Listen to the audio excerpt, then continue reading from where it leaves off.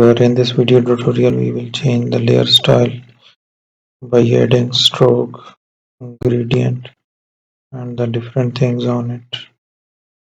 So let's wait for it. We will choose gradient from the gradient map. So there you can see the effect of each gradient, and here we can make the angle. So make a radical, and then we will make the design in this way. Also we have the pattern stamp